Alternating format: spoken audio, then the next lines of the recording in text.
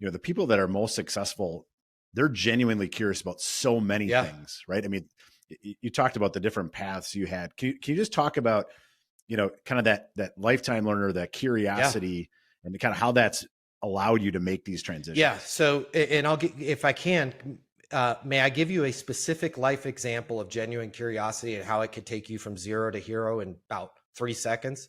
I used to Yes. have, I'm not going to do it because I've got a news interview with a major network after this, but I used to write back when I was at Fortune 500 companies. One of them was a little company a lot of people might not have heard of called ADP, that I went from. Yeah, if you can survive there, you can survive anywhere. I went from Yeah. in the third day of work, literally. It was the Estimatics division. It was a side division of the company. I went from third day on the job to closing the biggest deal in the history of that division by this acronym I used to write on my hand called DANG. And DANG stood for, forgive my language again, dumb ass new guy. And I used to always remind myself that the value is in the dang. And let me give you an example. So it's third day on the job, had a boss called, his name was Lance Price, scariest guy ever. At the time I was not a black belt in Brazilian jiu-jitsu yet. Lance was a good dude, trust me, but he scared me.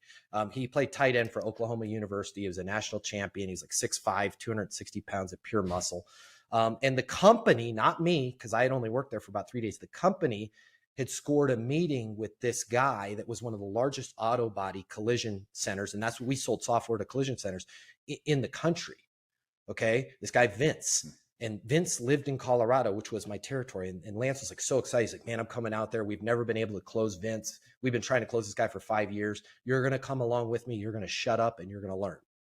And this was before Blackberries, before everything. Was so excited. Third day on the job. I'm supposed to pick Lance up at the airport.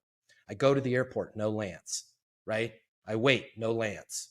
And I didn't have, there was none of these, right? So I did what the old school people did. I went to a payphone and there was, you could call into your corporate voicemail.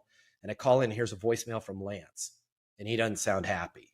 And he's like, flight's canceled. Here's the thing. This was the biggest meeting our company had. You're going to go. Okay. And here's what you're going to do. You're going to reschedule the meeting. He's like, I'm going to repeat that. This is very important. I don't need you blowing this deal. You're going to reschedule the meeting and then we'll figure out another time to meet with this guy and probably close him. So I go out there, spiky haired, skinny kid. I had a pretty cool car because I had owned my own business. I had this sweet little Audi. I pull up. I'm like, hey, I'm here to see Vince. And I wait and Vince is late. I come into Vince's office and he's like, who are you? And I'm like, hey, I'm Matt. I'm new. I'm super pumped up. Right. And I remember I had dang written on my hand just to, because I used to do that, like always be curious. And I go to, he's like, you're probably going to reschedule the meeting because usually it's a team about 4 of you that come in. He's like, yeah. I'm like, yeah, I guess there's some issues with the airline. And I couldn't help. I was kind of looking over his shoulder, like I'm looking over Chris's shoulder right now. And Vince was like, what are you looking at? And everything from Lance's voicemail wanted me to shut the hell up and not say anything. But I couldn't do it because I was always curious as a kid. And I was like, there's this big glass window behind his desk. And his desk led out into, he was on the second floor, a giant auto body collision repair facility. I'm talking massive, 20,000 square foot, like the owner's box, right? Looked out. But there was one thing that caught my eye. And I was like, is that and it's so embarrassing, but this is exactly how it went down. I'm like, is that a spaceship? And he was like, what the hell is this guy talking about? He looks over his shoulder and he's like, what do you mean spaceship? And I got up and I walked over to the window and I tapped on the glass and I'm like, that it literally looked like a flying saucer sideways sitting in the middle of this thing with like people coming in and out of it that look like aliens. Right. And dumbass new guy, be curious. Right. And he's like, spaceship. I've never heard anybody call it that way. Even my grandkids. He goes, that's a jamming tunnel. And I wasn't dumb, right? I knew it wasn't, but I kind of wanted to put be a kitschy, but I didn't know what the hell I'm like, jamming? You mean like you guys get in there and you jam, like you play musical instruments? Yeah. He's like, how do you like those shoes? And I'm like, where are we going with this? And he's looking at my shoes and I just bought them. And I'm like, I don't care about my shoes. He's like, great, because they're going to get destroyed. Follow me. If you've ever been to a collision repair center, your shoes are getting wrecked, right? Because paint and it's the worst environment for dress shoes in the world. It was the best thing that ever happened to me. So he walks me down there and he's like, this is the first time anybody's ever asked me about this. I've got a meeting after this. I don't care. I'm explaining it to you. Son, this is a jamming tunnel. Okay. When you paint cars, the most expensive thing out here besides our labor is our cost of materials. I invented this narrow thing to where if you have a door or a fender, not a whole vehicle, this is a paint booth that is very small because you could spray a door in there, and what we call overspray, you don't waste any materials because it's not a huge environment for the paint to fly all around. And he's like, I invented this. He goes, this changed the industry.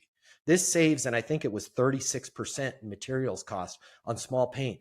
And I was like, oh my God, I started asking him all these questions. And it was like, he literally became my stepdad in 2 seconds, right? He was like, hey, let me show you this. And he goes, let me show you another trick if you're going to start your own business. You see that guy over there? He's qualified for a frame machine. That frame machine makes us $76 an hour. See how he's not sweeping with a broom, right? And he started giving me all these tips on how to run a business. We walked back up to his office and my shoes were wrecked as promised, right? And he's like, listen, here's the deal, Matt.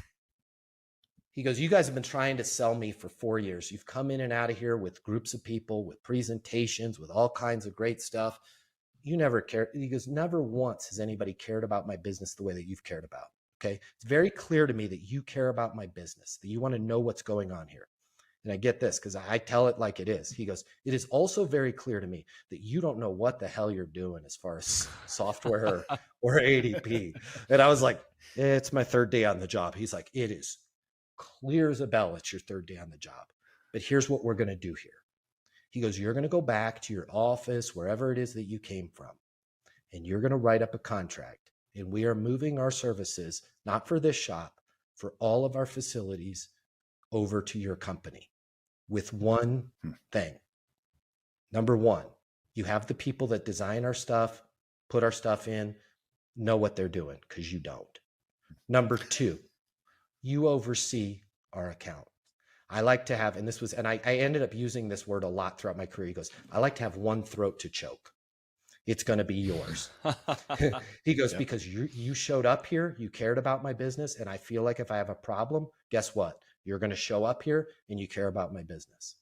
And I called my boss and I was like, yeah, so I know we had to reschedule it, but what we're going to need to do is do a contract. And he's like, what, a temp thing for what did you do? You don't even know. And I'm like, yeah, I know.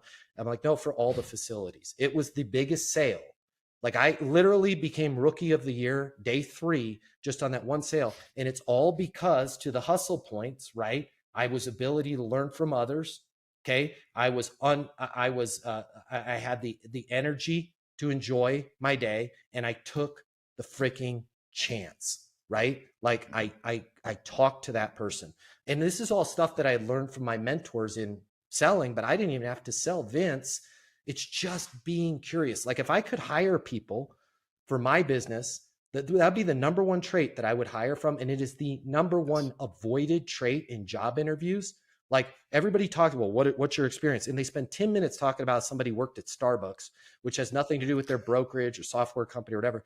See, ask that person, like, what do you want to know about our business? And if they can ask you questions, you can train them for everything else, right? Like I train salespeople that make millions of dollars a year.